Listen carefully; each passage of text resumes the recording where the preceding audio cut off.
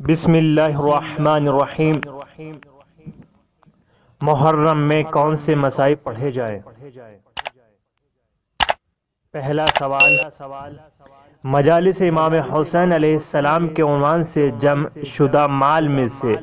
باقی ماندہ مال کہاں پر خرچ کرنا واجب ہے؟ جواب، باقی ماندہ مال دینے والوں کی اجازت سے نیک اعمال میں خرچ کیا جا سکتا ہے یا آئندہ سال کی مجالس اعزاء میں خرچ کرنے کے لیے محفوظ کیا جا سکتا ہے۔ دوسرا سوال، بعض دینی انجمنوں میں ایسے مصائب پڑھے جاتے ہیں جو کسی معتبر مقتل میں نہیں پائے جاتے اور نہیں کسی عالم اور مرجع سے سنے گئے ہیں،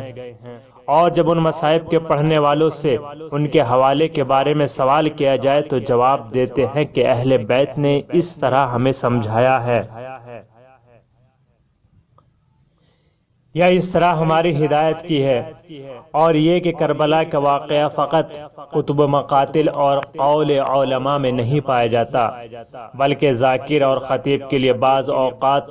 الہام اور مکاشفہ کے ذریعے امر واضح ہو جاتا ہے۔ سوال یہ ہے کہ آیا اس طرح مذکور واقعات کا نقل کرنا صحیح ہے اور صحیح نہیں ہے تو سننے والوں کی کیا ذمہ داری ہے؟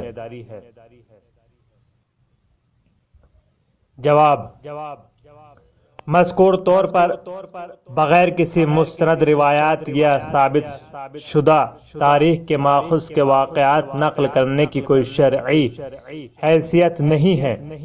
ہاں، اگر بیان حال کے عنوان سے نقل کیا جائے اور اس کا جھوٹا ہونا معلوم نہ ہو تو نقل کرنے میں کوئی حرج نہیں ہے، اور سامعین کی ذمہ داری ہے نہیں از منکر کرنا اگر نہیں از منکر کا موضوع اور شرائط موجود ہو۔ تیسرا سوال، اگر مجالس اعزاء میں شرکت کرنے سے بعض واجبات ترک ہو جاتے ہوں، مثلا صبح کی نماز قضا ہو جاتی ہو،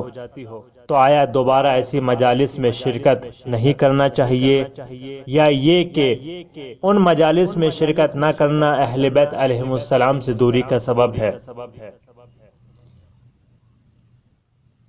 جواب، واضح ہے کہ واجب نماز مجالس اعزاء اہل بیت علیہم السلام میں شرکت کی فضیلت پر مقدم ہے، اور اعزاء اہل بیت علیہم السلام میں شرکت کے بہانے نماز کا ترک کرنا جائز نہیں ہے، لیکن اس طرح سے شرکت کی جا سکتی ہے کہ مزاحمت پیدا نہ ہو۔ نماز کے وقت پر مجلس برپا نہ کی جائے بلکہ نماز کے بعد یا پہلے مجالس اعزاء کو برپا کی جائے۔ مصطفیٰ کا پسر انما